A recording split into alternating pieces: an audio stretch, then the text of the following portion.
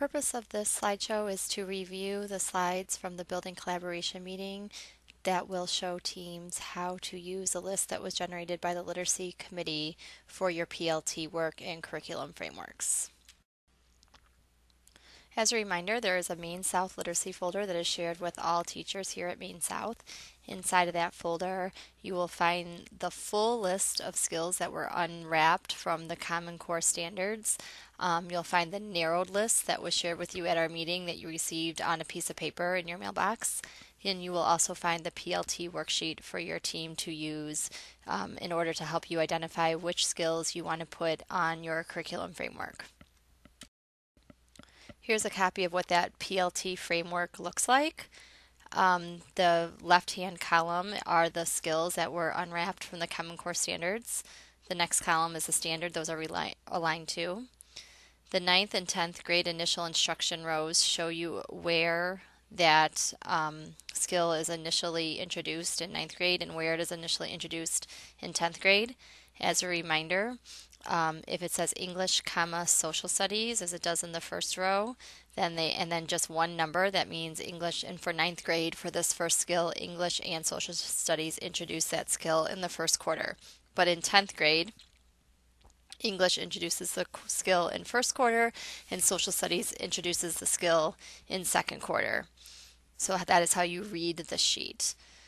As a team, you'll want to go through and think about each skill and whether or not you currently assess and instruct it. So let's say, for example, a CTE team was looking at this list.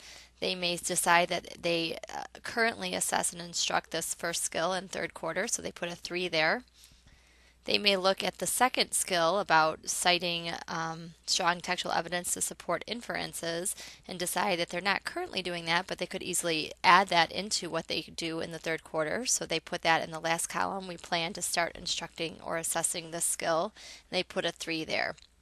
This team might also look at that last skill about statistical data and decide that that is not really relevant to the work they're doing, so they would put an X there. So as you go through this worksheet and you indicate where you're currently at or what you might want to start doing in the future, it will help you to narrow down which skills you may want to include on your curriculum framework.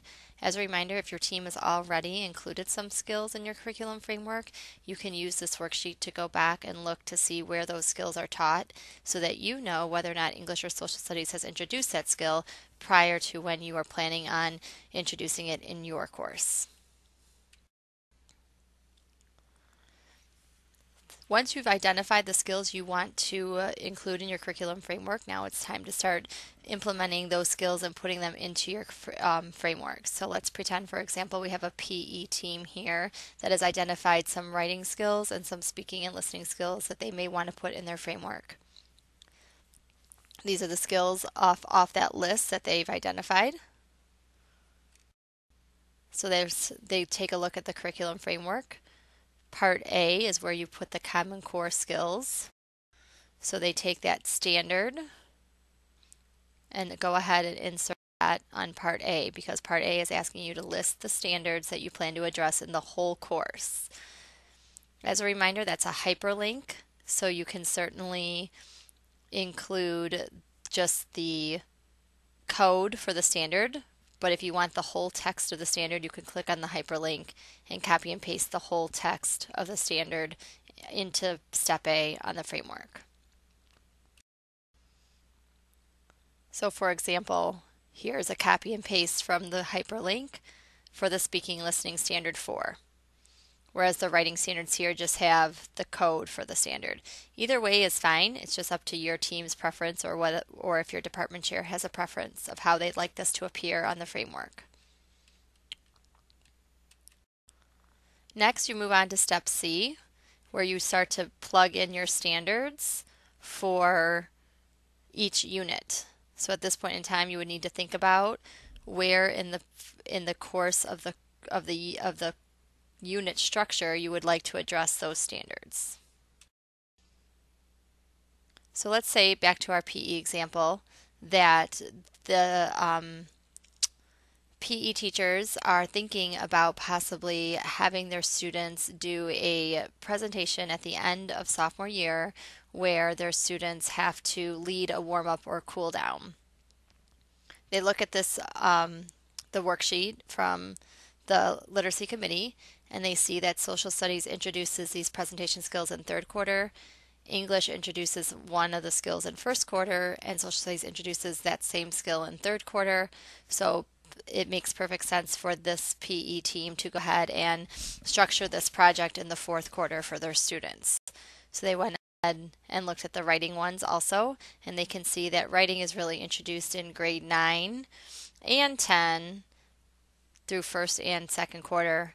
So they can pretty much do what they'd like as far as where they want to place their writing work. After some conversation, they've decided they're going to ask their students to do some writing in their second unit and in their fourth unit, and they're going to go ahead and place that speaking and listening standard in the fourth unit, which falls towards the end of their year. So you can see that those are placed on the curriculum framework in step C.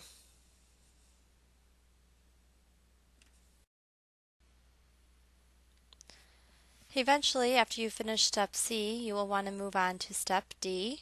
And in working with step D, you'll be placing the unwrapped skills onto your curriculum framework and working with those skills to merge them with your content standards in order to form merged objectives. We aren't going to go into that entire process right now, but to take a look at what that might look like moving forward, you have an example here where you have your Common Core unwrapped skills from the spreadsheet from the Literacy Framework Committee. And then you have in the middle column a content standard unwrapped. And then the final column is the merged objective, which reads students will create a blog about the strength exercises important for a physical activity. You can see that in order to create a blog, the student would need to introduce a distinct topic, create an organization to their writing, select an audience, and employ content-specific vocabulary about the physical activity they are writing about. They'd also have to exhibit knowledge of the strength exercises that would be helpful for that activity. So this is a product objective because it merges knowledge, reasoning, and skills in order for the students to create a product. That makes it a product objective. You can see that the student is required to demonstrate both the skills from Common Core as well as the content knowledge in this situation. If you still have questions after reviewing the slideshow, please feel free to contact your department chair, any of your instructional coaches, or Sean, George, Dave, or myself. We're all here to help. Thank you.